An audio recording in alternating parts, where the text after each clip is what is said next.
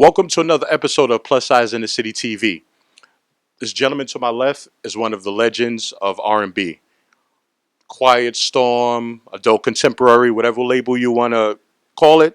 This gentleman has definitely lived up to that title of one of the giants of that. Welcome, Plus Size in the City family, Plus Size in the City group, YouTubers out there. Mr. Jackson, pleasure. Good Thank you seeing you so again. much. It's my pleasure. Thank you, sir. And this is kind of a reunion for me because I interviewed you before when you was part of Scotty Brothers Records Wow. during those days. Are you in the mood for a private party? I remember that album. Right. That's a wonderful CD. Yeah, Yes, Scotty sir. Brothers. Yeah. Yeah, Scotty Brothers. You had that. What's that hit? Rub up against you. Amongst them. Daryl Levert produced and wrote that song, "Rub Up Against You." I was Right. thinking about that song the other day. Right. We was talking about people and how they talk about your music and your changes and your sound and what they will play and what they won't play. And I remember when Rub Up Against You came out, oh Lord, they gave me flack. What is he talking about rubbing up against somebody? He shouldn't be rubbing up against no woman and put on a. I'm like, my God, it's a song, you know? But, people expect for me to just sing the Disney songs. But when I got into Rub Up Against You with Joe, because Joe was just raw, you know. But I had a good time doing the song, but we had to pull it back and pull another single for the record because it was like, we don't want Freddie singing Rub Up Against You. Now, Joe can sing it, but we don't want Freddie to sing it. But Scotty Brothers, I remember that. I remember them very well. Good label. Yes, sir. Yes, sir. Oh, and speaking of like back in the days and different things like that, during the 1980s, I know that was the era. As we look back, and I see a lot of documentaries, we talk about Prince or Michael Jackson, the things of how they dominated. But then the undercurrent of that and the soul genre, let's say, goes so to speak, yourself and as they would say in the hood, Luther, Oh, yeah. Mr. Vandross, Luther. right? Luther. Luther, I used to call him Luther, Luther. right, you right when you know about one word, Good. right? I lived in the uptown projects. He lived in the downtown projects. That's all. Right, that's true. But either way, he was Luther and I was Freddie. Right, So it's okay. right. It's interesting too, right? Two the giants of that Quiet Storm era of the '80s, Mhm. both are from Harlem. We both had our own projects. He was downtown projects and I was uptown projects. Projects are projects, though. Right, But that's true. yeah. But we come from that. That's both of our soul, our rhythm, and our blues, and where we got. I think the best of us derived from those days and how we were growing up. And his mother was a minister, and my mother was the mother of the church. So we came from a lot of the same stuff. Right. You know what is interesting too about the is you say you and Luther originally from the projects. Mm-hmm. Always tell everybody it's something about those projects. I don't know because Jay-Z, Nas, That's right. Teddy Riley. It's something about the projects. I need to go to the projects. I need to live in the project and then get that rhythm because I don't know, it's in the water or something. But a It's lot of in you the got elevator, no. in the elevator, maybe the elevator. Houdini's from the projects. A lot of They're different hardly people. working in the Right. I projects. know. I know. But at the end of the day, um, Rock Me Tonight was written in the Lincoln projects, Paul Lawrence. Okay. Jam Tonight was written in the projects that I lived in. I wrote Jam Tonight. Right. It's, what I think it is? You had people who full of talent, but a lot of hope and dreams. See, Right. that's what I credit the hood for. Although it's hard, it's a lot of people that have a struggle, but their struggle is not all bad. The struggle to get out, but to be stronger and better. So whatever it is that you are, and what your dream is, if you're dreaming of one day becoming better, living in those projects, and once you live that life, there's no place else in the world that you cannot go and be sure about yourself. And I can attest to that because I've been around the world. And so growing up on 121st Street and then moving uptown to 142nd Street in the projects. When we moved uptown, I was like, hey, we the Jeffersons, we're moving on up. It was a different song. We were just Right. on a higher floor. But at the end of the day, the hope to be able to one day have more so that I can give more to my family, I never lost that. Oh, wow. Oh, that's definitely a good thing. That's definitely a good thing. Mm-hmm. one of the questions, okay, and I'm gonna have to read this off because this is Okay. right. I asked one of my Facebook friends, which he was used to be a part of Hush. He told me to ask you this question, so I said, I was asking him stuff. Okay, he was saying, okay, do you have any hidden gems that you wrote, like heartbreaking decisions, from Oh. from your first album? Wow, Melissa Morgan did that song. Okay. I remember that heartbreaking. We wrote it at her house in Queens, a Long Island Queens girl. She's a Queens girl. Right. Um, I have some songs that I have not completed. Right. The young lady Lala, who wrote "You Give Good Love," Okay. she's got a few songs that we started, but we never completed. And she always say, I'm sitting on a couple of hits. I have to call Lala because maybe it might be a good time for me to visit that with how I'm feeling about my growth in my music industry. What's old is new, and she's such an incredible writer. Like, you give good love, she's getting paid for the rest of her life. So I should call her. But I've got little hidden gems here and there. Paul Lawrence has some stuff that we had started working on. So there are little things here and there that could surface, in the future. But it's not over, so who knows? Right. Okay. That sounds good. That sounds good. Now fast forward to as we now 2017. Mhm. I think I was having this conversation basically with today's R&B. It's more danceable. Let's say for the last few years, whether it been the Ushers, the Chris Mhm. Browns, the Omarions, and stuff like Sure. that, right? More so than like I would say your era, which I would say more stand-up singers like you, Luther, Mhm. Teddy Pendergrass. Let's say James Ingram, Teddy, I the, mean the Jeffries and Peebles the and things like Jeffries and that. Right, Peoples, right. right? That you guys were more of a stand-up singers. It wasn't really about the choreography Oh no, and was it? things of that sort, right? Mhm. Okay. Now, what is your thoughts of you being a giant, of course, of that era? What is your thoughts of today's R&B? What did you think? Today's R&B is contrived. It's in more image than it is about really the art. That's why you don't have a lot of longevity with artists today. They kind of like hit, miss, or come and go so quickly, and that comes from labels no longer having artist development. Whitney was developed to be the diva that she was. Beyonce was developed to be the diva that she is today. Usher was developed to be the star that he is. I remember Usher opened up for me when he was this high, you know, somewhere in Philadelphia, and I said, that boy is going to be huge. And look at him today. When I saw him, as a matter of fact, it was at Luther's funeral. I'm like, you really took me seriously, didn't he? He says, you're crazy, Freddie.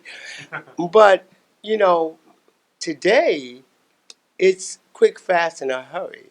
It's like social media. Nobody has to read. Nobody has to count. You don't have to sit around and say, I'll find it tomorrow. You can just press a button and you got the answer. You don't need a library anymore, no books. Everything is right in this hand, the palm of your hand. Send, text, email. People don't conversate like they used to. So everything has changed. Um, and even making an artist and making an act, you've got to remember that today a lot of acts are not patient enough to become stars. And they just walk in saying, I am already a star. What can you teach me? Wrong attitude. Because I've been doing this for 31 years. And let me tell you, every day I experience something different. And each year I've experienced something different. The good, the bad, the ugly, the doubts, the tears, and the laughter. The great part of it, winning the awards, losing the awards, um, losing family members, dealing with personal things in your own life that has nothing to do with the industry. You've got to be solid within yourself in order to be able to have the longevity and the stamina.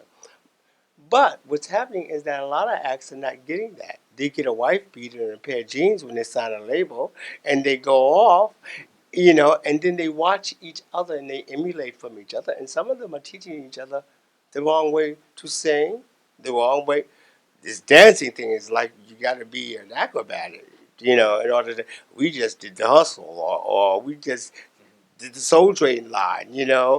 But Today, it's like you got to go to school to work out before you go to a club. You know, I mean, it's a job. But for me, I've always stuck to the simplicity, and I've let my voice really be the element. Although I've got some slick moves now, I can work it out on you on stage, you know. But then that's because I know stage, I know pattern, I know the right things to do for each song to make it different, to draw you in and then to pull back. But I had to learn that because I was coming from the church. And so when I first started going out on the road, I would lose my voice because singing in church, you riff every line. And so I had to learn that you can't do that on tours because you won't have a voice. By the end of the show, you'll be like, I can't talk. And I had moments like that, and it frightened me. So I had to learn how to pace myself. So pacing and and and learning a show. It's not just singing a song, but putting a show together and sticking to it, and making it work so that each city can get what it is that you've got. And you'll be able to work for the rest of your life. I've been doing this for 31 years. Took some time off because I had to redo Freddie and find out exactly what it was that I wanted to do. But in that time, I've grown even in my show. I think I'm better vocally and in my show than I was when I recorded the Rock Me Tonight album. It was an experiment, the Rock Me Tonight album. It's no longer an experience. It is a fact. Yes, sir. Well said. Well said. And speaking of two, well, I guess one of the singles or songs that they're going to be seeing when you go, hit that stage, on tour.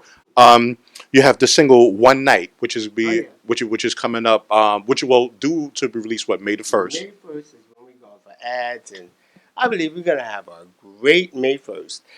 If this is an indication, because the song is being received with open arms. I had a program director, you know, they don't call anybody. They're bigger than the entertainers, the stars, that called me just yesterday and said, I just want to say thank you. Thank you for making a record like this in this 21st century. This is a record that radio needs now, and as well as this is a song that can help change the industry and get the industry back in R&B focus. And that was my intention when I went to Barry Eastman. I said, Barry, I just don't want make another record. I need to make a reason.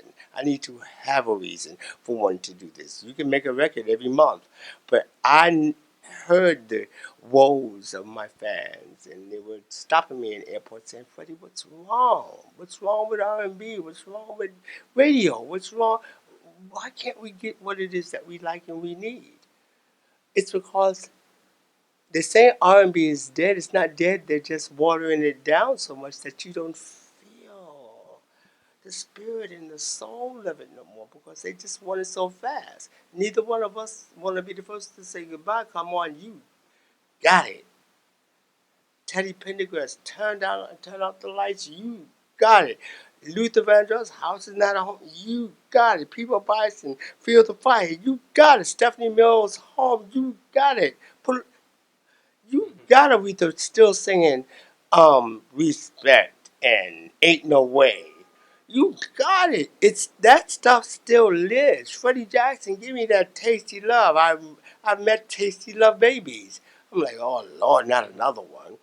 I told my publicist, Mr. Ellaby, a little story about how these people walk up to me and they tell me, and it was these two kids, well, they're adults now. They said, but when we were kids, whenever we used to, mommy and daddy used to go in the room and we used to hear that tasty love, that Freddie Jackson, they in there making a baby. That's what they in there do. Whenever they used to hear me, they used to say, we go get a brother and a sister, you know.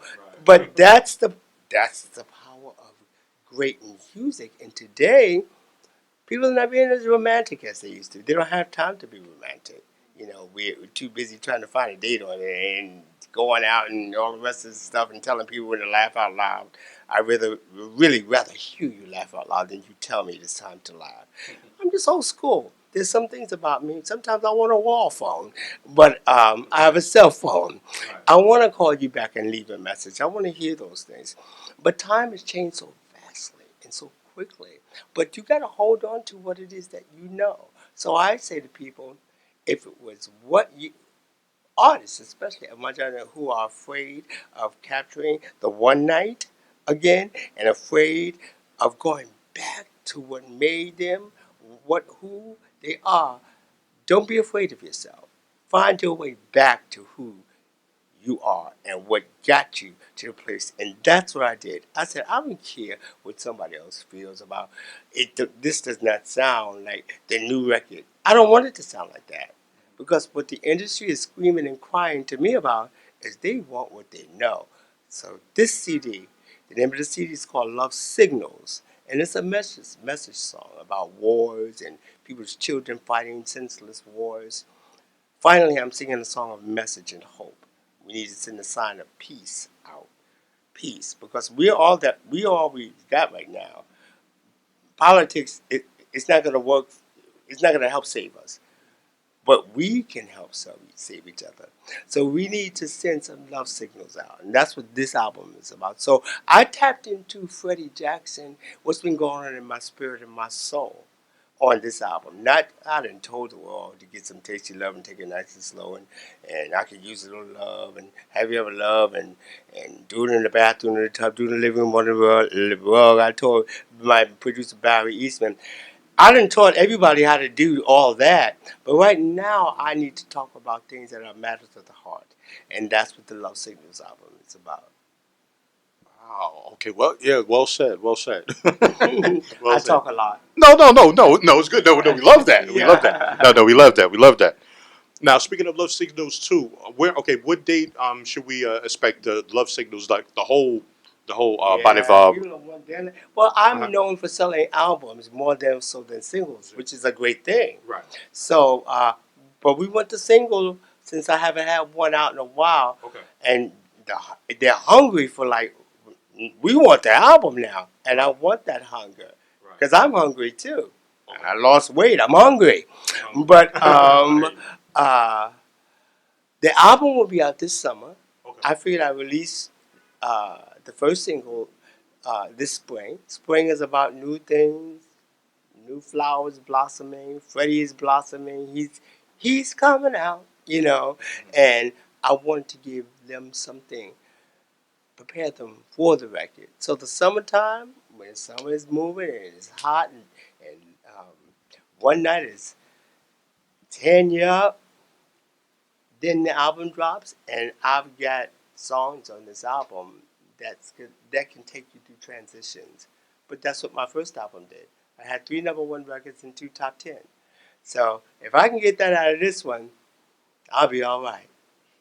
Wow. Sounds good. Sounds Yeah. good. So all right. So we definitely we should expect that in the summer. Mm-hmm. Okay. That sounds good. Now, one of the things I would like to ask you too about what accomplishment are you proudest of? Because like you have this so like a litany of things, whether it been platinum Mm-hmm. albums, world tours, Mm-hmm. your legendary status as like a R&B legend. Yeah. Like what out of all of that, what is your and then like you say, couples getting together Sure. all over the world. But out of all of those, what do you feel is your proudest accomplishment? I think my proudest accomplishment has nothing to do with the industry. It has to do with once I made it and I got a real big old huge check. I gave my mother a set of keys to a brand new house. And me doing that made me know that I had accomplished something. My mother was a woman who had 6 children in the house and her mother. She kicked my stepfather out because he was crazy. But that was back in the day when mothers and daughters used to provide for the family. And my mother and my grandmother was mommy and daddy for all of us. And so I had promised my mother that I would buy her a pair of gold shoes when I became big, not a star. And before my mother passed 5 years ago, my mother had told me, "You did a job well done." She said, "You bought me gold shoes more times than I needed." So the day I was able to take her and place a set of keys in her hand, a woman who came from Alabama when she was 18 years old, and now here she is in her own, got her own, that was the proudest day of my life. The nominations are nice. The platinums are nice. The 17 acres of land that I used to have was nice. The horses, the pool, traveling the world was wonderful. But for me, little Harlem boy from 121st Street, living on the fifth floor in a railroad apartment, with a whole bunch of us saying, get out the way with one bathroom, I'm able to now take care of my mother, and to do that as the man of the family, that was the proudest moment I ever had in my life. Yes, wow, well said. Wow, well said, well said. Hmm. You know what? And then what you described with your family, I guess that really builds character. Because like you said, you're sharing the one bathroom and all that. With Wow, all that's of a us that in that house, I know. Wow. are you Uh-huh. kidding me? But we No. all ate. We Right. had a clean house. My mother didn't play. We used to have to wax the floor on our knees, you know. So people were like, your knees awfully dark. Well, I was a child. I had to do what I was told. Right. So I come from the era of obeying, and there was no back talk, and there was no time off. Time off is when you were saying "ow," Mhm. and you better not say that too loud because you get another whack. Right. It was okay. We were disciplined, but we came out to be very strong young men and women. Sure. And I think sometimes you've got to have tough love. I go through tough love now with this job. It's not always the way I want it to be, but that's okay. I take the bitter with the sweet, but with it, I persevere, and usually I end up coming out better because in order to know that you can walk, you have to fall. You know, so then you know, or to ride a bike, you may have to, you may fall and you have to get up, but keep going, keep pedaling until you find the strength. That I got this, and can't nobody take it away from you ever. I got this now. This belongs to me. I either make it or break it. It's on me, not on anybody else. So when I don't want to do this no more, because first of all, this is a God-given talent. I didn't go to school to sing these songs. I went to church. My college was the Apollo Theater. My professors was Otis Redding and Sam Cooke and Marvin Gaye. And then came along Luther. You know, I saw the Jackson Five. Those were my professors. So I was groomed at the school of the Apollo Theater. That's where I got my degree, watching those people work. So when people ask me, how did you know that you can do this? Because what I did was I studied, I watched, I studied, because I wanted to be that I saw. And I took it and I soaked it in. And so you can't take this away from me. It's embedded in me. I mean, I snuck into the Apollo a few times, and I owe them some money now, but they've never asked for it. But I did things that were kind of bad when I was a kid, but I paid for it. But at the end of the table, you got to experience some things in life in order to make you who you are. And so I learned from the best. I learned from the best. The Aretha Franklins, the Patti LaBelle and the Bluebells at the Apollo, the Unifics, the Five Stair Steps. I had the pleasure of seeing all that. I grew up I lived on 121st. The Apollo's on 125th. That was my school. So what you see, it's what I saw. And you couldn't be more educated or better educated than what I got. I mean, people would pay for what I saw and what I absorbed. Sure. Yeah. Definitely. You definitely learn from Hmm. a litany of greats. Oh, please. And speaking of that, you talked about the Apollo and seeing the different people. Okay, now you're speaking of touring and different things like that. You have a lot of things coming up. I seen Yeah. your itinerary: Sacramento, And Georgia. that's the Uh-huh. tour before the one night tour. So Okay. we're gonna go out. These are dates that I've already had. Oh, Thank okay. God I work. Right. But now I've got a brand new band. They got a lot of energy, young guys. I'm producing them. I'm talking about them to time. I'm going to give the world something like Melba gave the world Freddie Jackson. I'm going to return the favor with these guys. They're excellent. So we're in the studio now getting this show together. It's going to be called Freddie Jackson One Night. in whatever city it is, sending you love signals. That's the tour. So now I've got to get myself ready for a bus and talking every day like I've been talking for the last 2 weeks. You know, I'd rather sing it than talk it sometimes. Right. But I have to now gear back up into this mode. But it's okay. Now I'm afraid because once I really get in, y'all gonna have to definitely shut me up. But I'm in this. I'm in this now for sure to win it because my experience has brought me where I am today. Wow, that is definitely great. And speaking of those different cities and things that you're going to be at, like tell your fan base like what like website or where can they find out where you're going to be in their city? We're gonna be on Twitter, Facebook, FreddieJackson.net, com. You can go to many different sites and find out what's going on with Freddie. I'm like all over everywhere. Finally, I'm just all over everywhere. Um, I would like to give you my telephone number with my phone on the wall, but we can't do that. But but you can connect with me on social media. Like all my dates that I'm doing now, I'm on my way to Johannesburg and Cape Town, doing some dates with Ronald Isley in June. So work is coming up, but the one night tour is going to be exciting. One night. Now we can do 2 nights depending on the contract. I'll do 2 nights, Right. but right now my contract says one. Right. But we're going to go into the major cities, and one night with Freddie Jackson. Wow, I appreciate it. Thank you, sir. Thank you for the knowledge. It is Thank you my for the time. pleasure. I My appreciate pleasure. that. Thank you. Thank you. You heard from the man here, Mr. Freddie Jackson. He'll be at a city near you. That's right. One night. One night.